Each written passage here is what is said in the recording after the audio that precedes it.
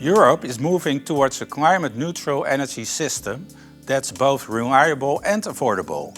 The North Sea plays a key role in this, as it has opportunities for wind energy and hydrogen production. But how can we best make use of this potential while at the same time taking nature and other use into account? This is addressed in the NSE program, a collaboration of more than 30 international parties. In this webinar series, we will dive into the research methodology and the key results from the earlier phases of the NSE program. And we take a look at the next phase. We will talk about energy hubs, ecology, environment, energy markets and other relevant topics. And, of course, we will talk about the integration of all these subjects and talk about why it's important to look at these topics together. If you have any questions, you can enter them in the chat and our experts will answer them. Today's webinar is on ecology and environment. My name is Marcel Hoenderdos and let me introduce my guests, Anne-Mette Jørgenson, Mara Hauck and Joris Koornneef.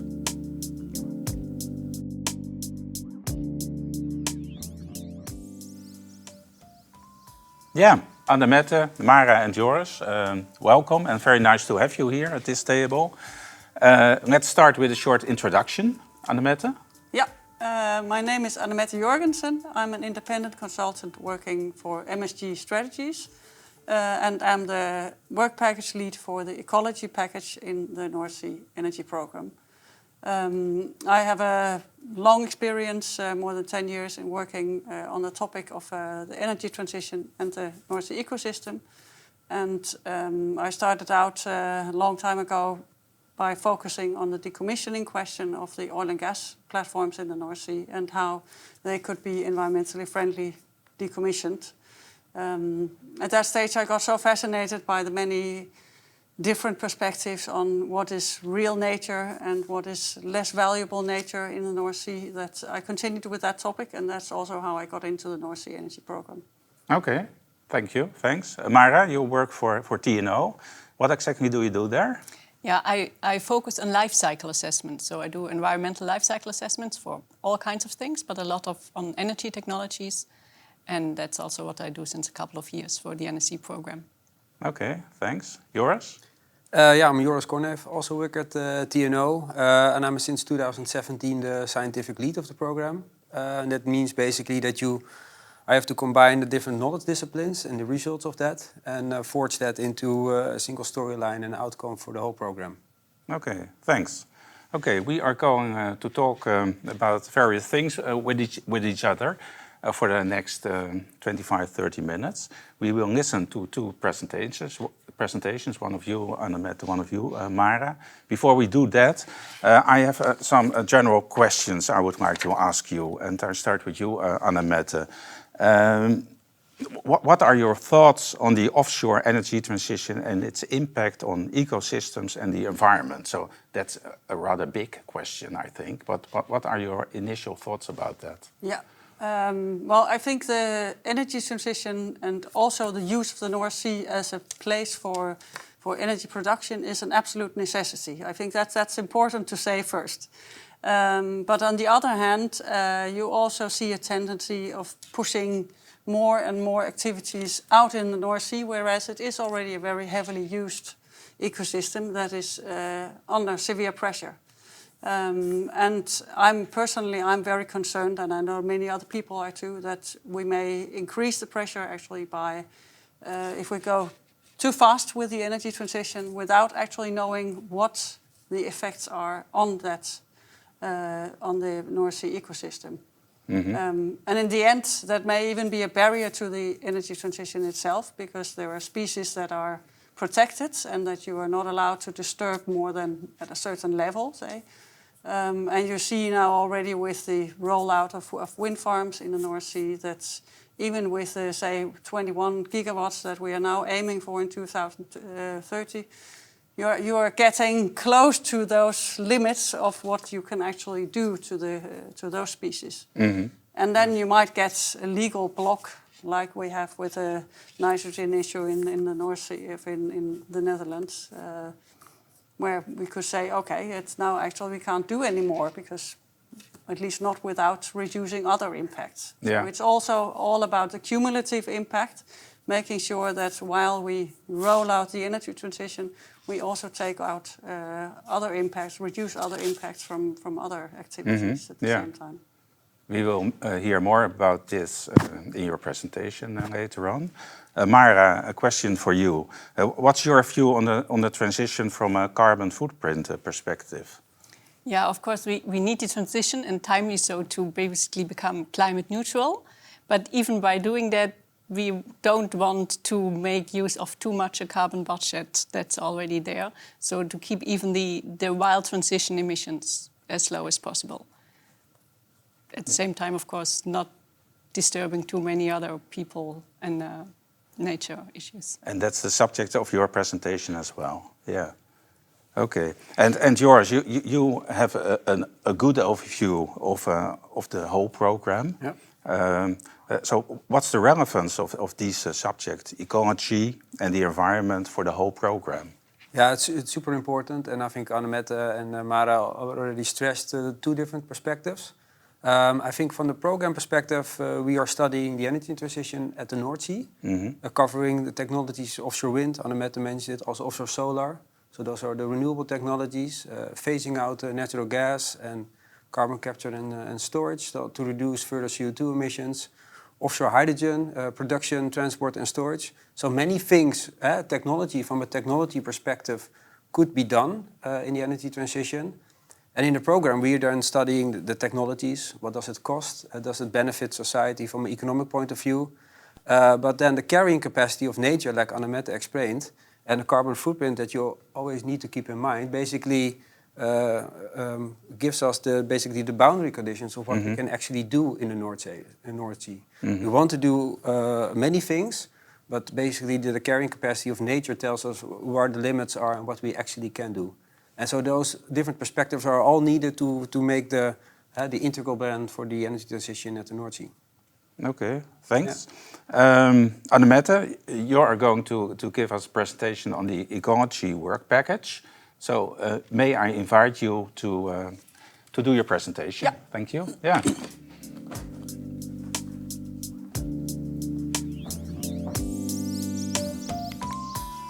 The North Sea is one of the most heavily used seas in the world.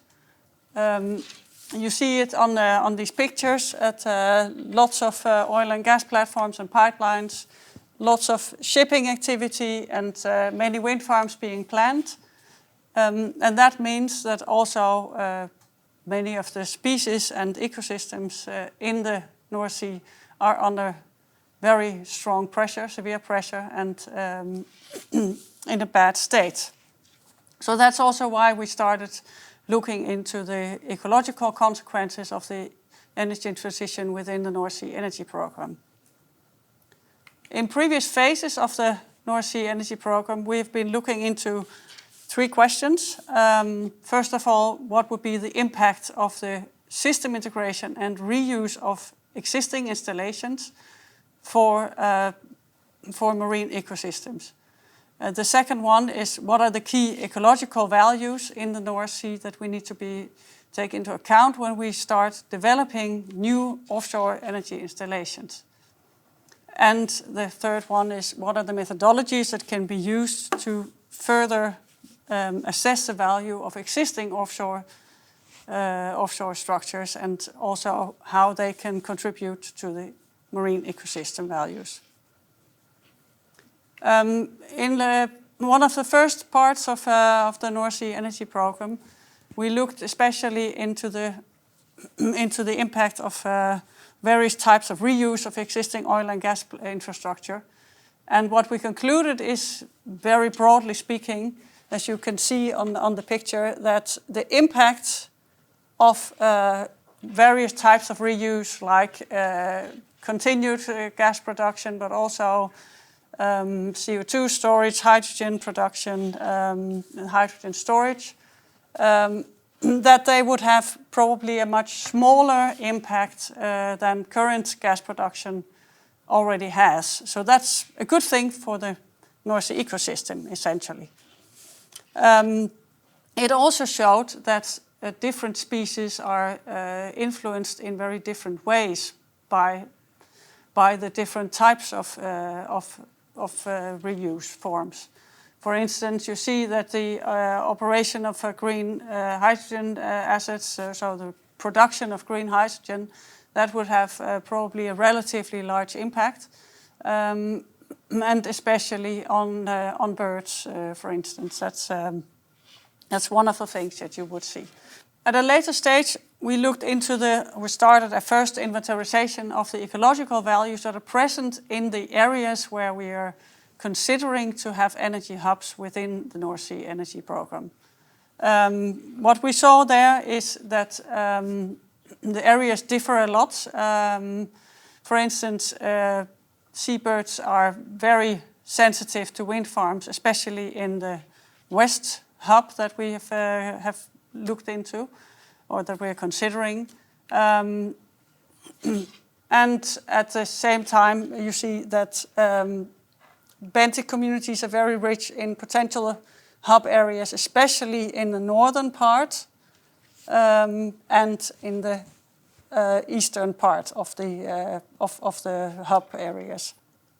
Also, you saw that harbour porpoise density is relatively high near the western part, so that in that part you would need to really take into account that there are lots of harbour porpoises that, for instance, could be impacted by a lot of noise that you produce when especially installing a structure.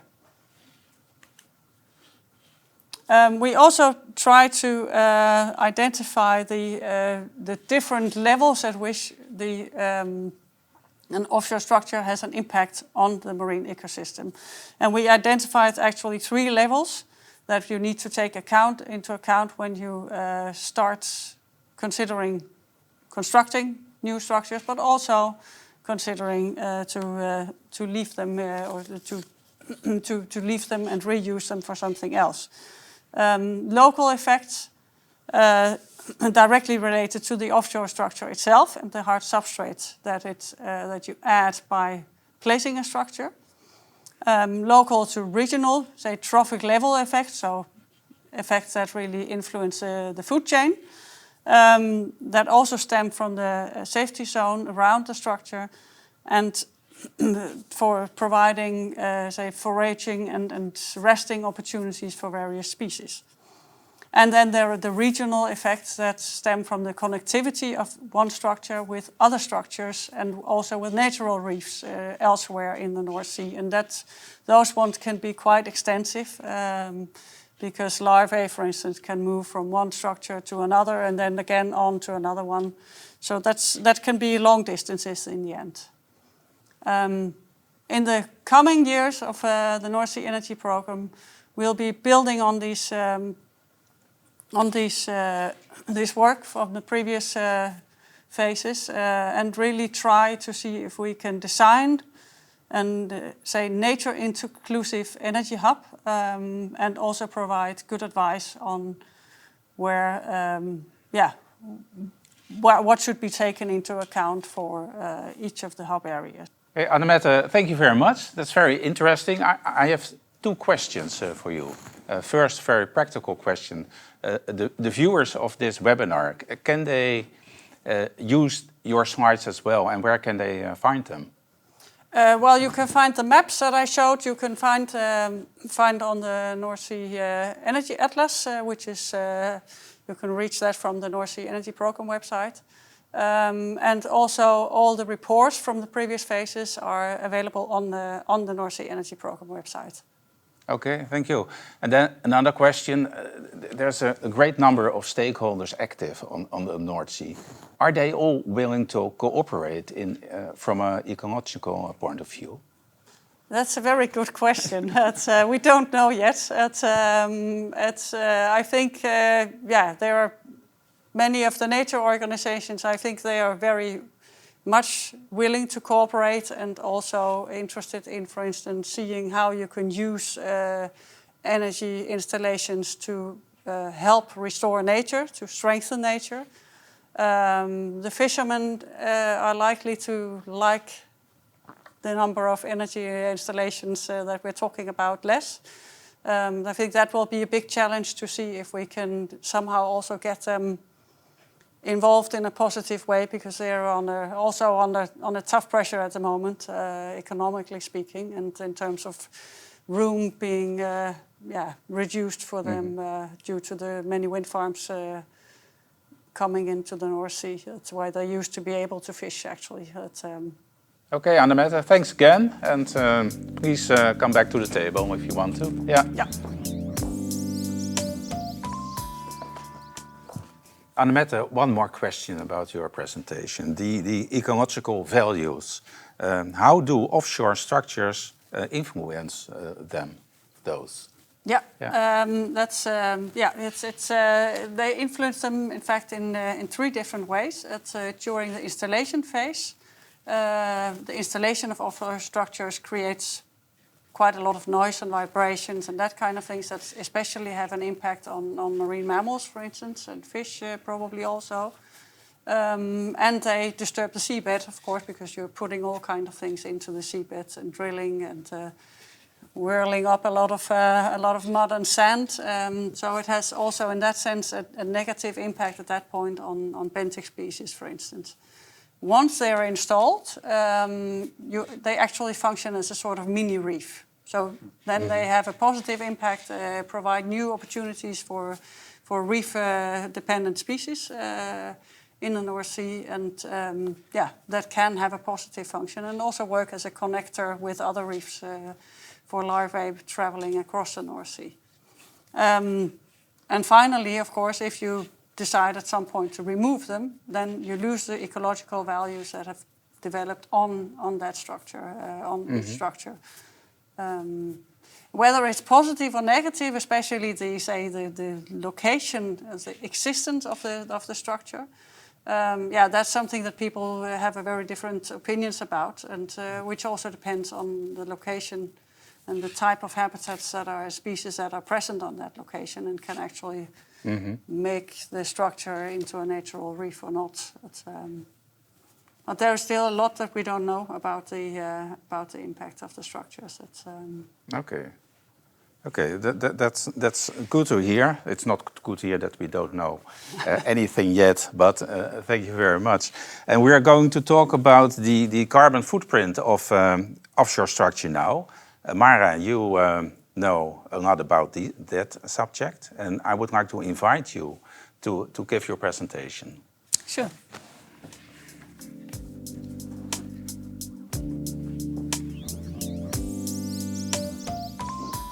Well, we talked about transitioning to a climate-neutral future energy system, and the North Sea Energy Programme aims to doing this with as few negative impacts on nature and environment as possible.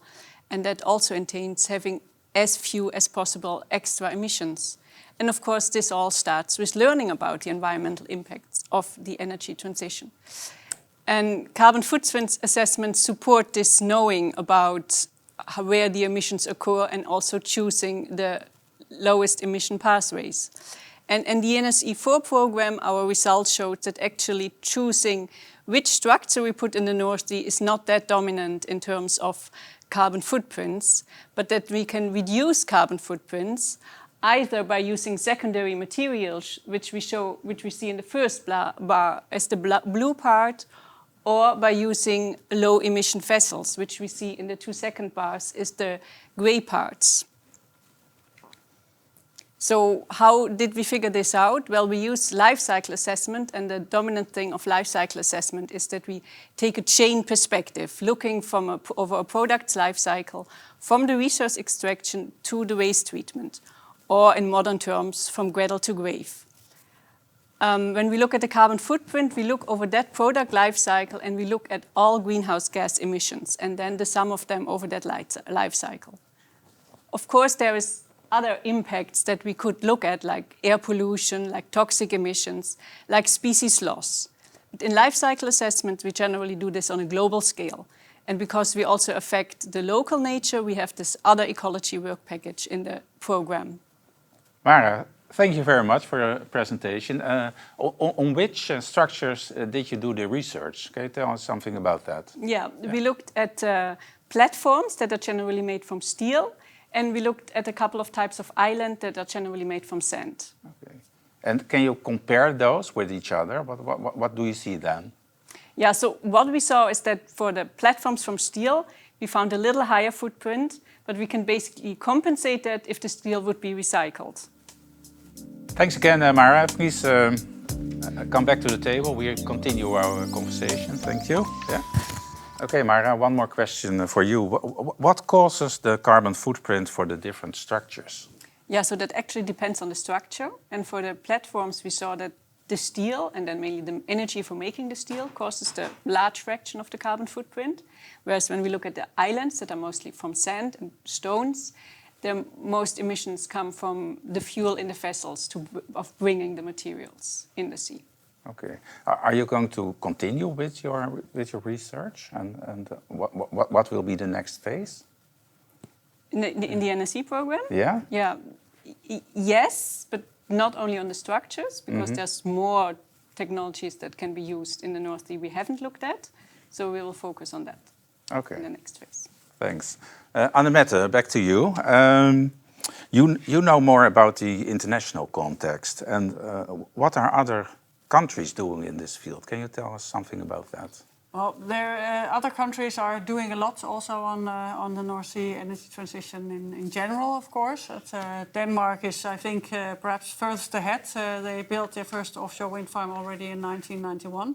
Okay. And they are now working to build an energy island. Also, Belgium is far moving towards say construction of an energy island.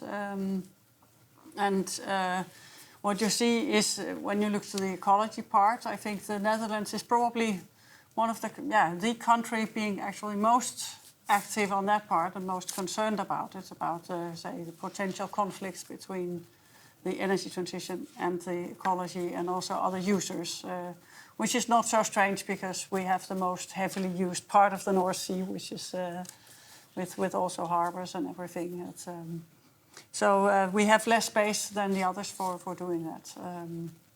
I think that's also why the Netherlands, for instance, has taken the initiative together with France to set up a Greater North Sea Basin Initiative, in which all the North Sea countries are going to jointly look at the possibilities for making sure that the energy transition doesn't disbalance the ecosystem and also the room for other users. Okay, yeah. Joris, and not only from an international point of view, but this subject is also a dynamic subject, so it's not static. And what can we expect in the coming months or years within the NSE program? Yeah, as Mara already told, so we're going to do also additional analysis, carbon footprint analysis for floating solar or offshore solar and other renewable energy technologies offshore. We already did that in past phases on hydrogen production, offshore, onshore, but also blue hydrogen production. And we did that for platform electrification. So we now have a rather complete set of life cycle analysis of those offshore energy technologies. And we're going to further complete that in the next phase. And I think also a very important topic that we're catching up on is raw materials and critical rare earth metals, where we want to couple energy transition scenarios with the demand for those energy transition scenarios on raw materials, so that you can actually quantify what would the impact be on our request for raw materials and critical materials, basically for these energy scenarios.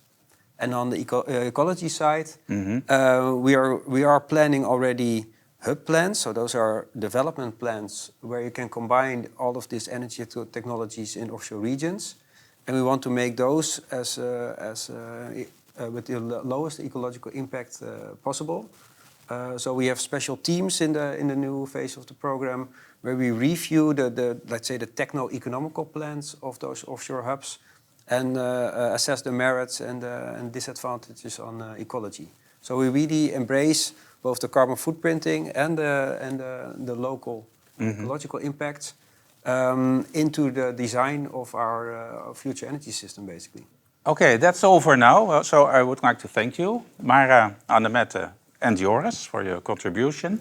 And also you at home, I hope you found it interesting. You can follow us on LinkedIn and our website, so please do that. And thank you again for watching. Bye.